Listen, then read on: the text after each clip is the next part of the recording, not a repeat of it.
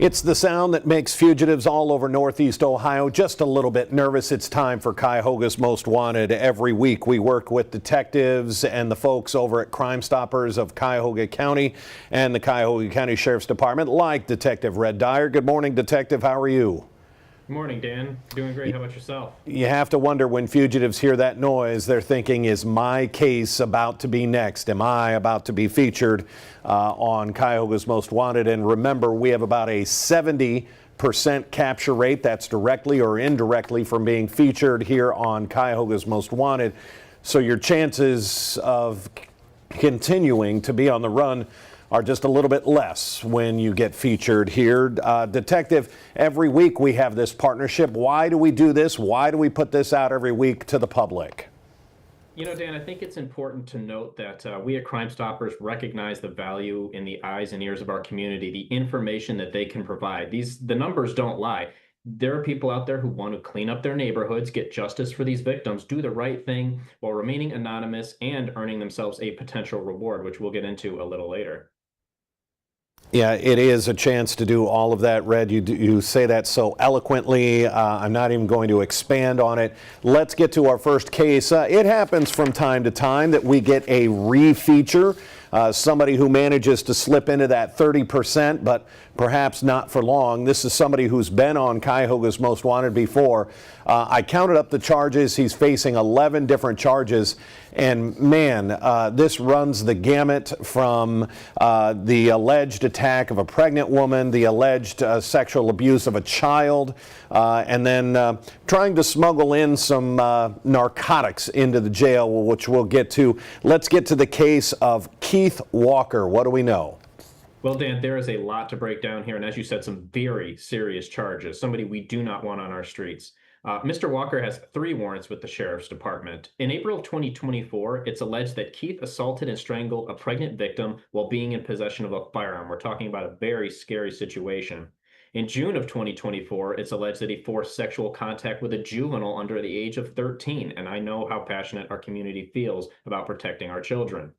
Then in 2022, it's alleged he concealed cocaine in his buttocks while entering a jail facility.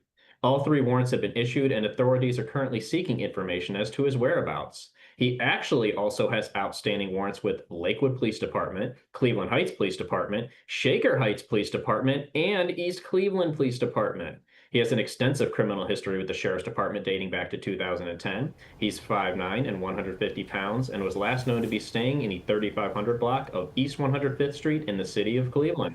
And Red, we say it every week, innocent until proven guilty, but when you have somebody facing this level of charges, attacking a pregnant woman, sexual abuse of a minor, this is not somebody, as you said, we want on our streets. Innocent until proven guilty, but he should be in front of a judge, not on our street, not in our community, making us all a little less safe. Let's get to our next case, Jasmir Brown. What do we know? Well, Dan, in August of 2024, Jasmir Brown actually pled guilty to attempted robbery and harassment by inmate. According to reports in February of 2024, she attempted to steal a cart full of items from a retail store. When she was stopped by employees, she picked up a purple and white knife with a 6-inch blade and ran towards employees, stating that she would kill them. She then threw the knife at the employees. Officers arrived on scene and placed her under arrest at that time, and while under arrest, Jasmir spit on the officer's face. She violated her probation in this case, and a warrant was issued for her arrest. As you can see by the photograph, she can be identified by the butterfly tattoo on her upper chest.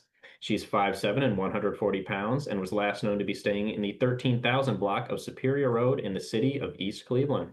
Hey, some people love tattoos. They're phenomenal, and they make for excellent identification on our fugitives that are out there. We're going to take our break real quick, just a quick 60-second break, and when we come back, we have featured a lot of fugitives on Cuyahoga's Most Wanted, but we've never featured an angel. We'll explain in just 60 seconds.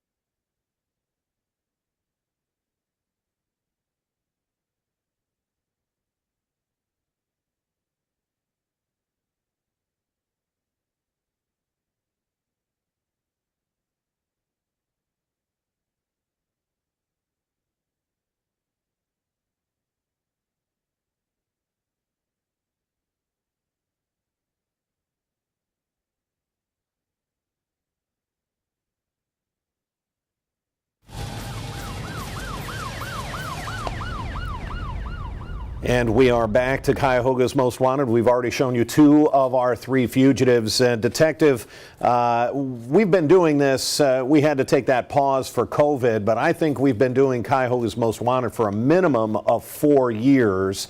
When you think about it, 4 years, 3 fugitives a week off here or there, you know, for vacations and illness and stuff. But boy, we have featured hundreds and hundreds and hundreds of fugitives. We've never featured an angel, to the best of my recollection. But then again, most fugitives aren't angels. Let's get to our 3rd and final case. What do we know about William Angel? Well, Dan, we do know this is a very serious situation. In March of 2024, William Angel actually pled guilty to aggravated assault. Now, according to reports, in June of 2023, he struck the victim in the head and the victim passed out, so they lost consciousness. When the victim woke up, they were bleeding and had to receive staples in the back of their head at the hospital, something nobody should have to go through. He was placed on a GPS monitor. However, he removed his GPS monitor in June of this year, and we have some very talented investigators in our GPS monitoring unit who take the public's and the victim's safety very seriously. A warrant was issued for his arrest for this. He has an extensive criminal history with the Sheriff's Department dating back to 2010. He's approximately 6'1" and 185 pounds and was last known to be staying in the 4100 block of East 64th Street in the city of Cleveland. And when we start talking about those GPS monitors, they're not just so that that authorities know where that person is at all times. In a lot of cases, it's so that that person is nowhere near their victim, so that they can't enter a certain area, they can't be near their work, their home. So think about getting that guy off the street when it comes to the victim that's already suffered some very serious injuries. Detective, people generally don't want to get involved. We want to see our community safer. But boy, I don't want my name attached to this. I don't want this person. I don't want William Angel to find out that it was me who called Crime Stoppers. That's why this program works. Walk us through what happens when somebody calls the tip number. Well, Dan, as we discuss every week, we don't take down your name, your telephone number, we don't record the phone calls, and we don't have caller ID. In fact, all contact you have through us is going to be referenced through an anonymous tip number that we provide to you when you call us, so your information is never exchanged. And I like to say, use that tip number like a tracking number for your package. We all get packages, Amazon, FedEx, whatever it is. You get that tracking number. You call this number back in 45 days, 216-252-7463, and find out if it was your tip that led to an arrest and if you're eligible for a reward. Detective, every week we remind our viewers, our community, that it's up to $5,000 for a reward for an anonymous tip. What else do you like to remind people? That crime doesn't pay, but Crime Stoppers does. Crime Stoppers does pay, and it pays to clean up your community as well, to make us all safer. Detective Red Dyer, that's another week, another set of fugitives. Let's go out and get them. It's been a pleasure. All right, take care. That'll wrap it up. Cuyahoga's Most Wanted, again, 216-25-CRIME. If you need to remember that phone number, 216-25-CRIME. That goes directly to Crime Stoppers of Cuyahoga County. Our 11 o'clock news, just about 15 minutes away on Cleveland's 43. Then our noon news on Channel 19. Until then, I'm Dan DeRose with 19, and this has been Cuyahoga's Most Wanted.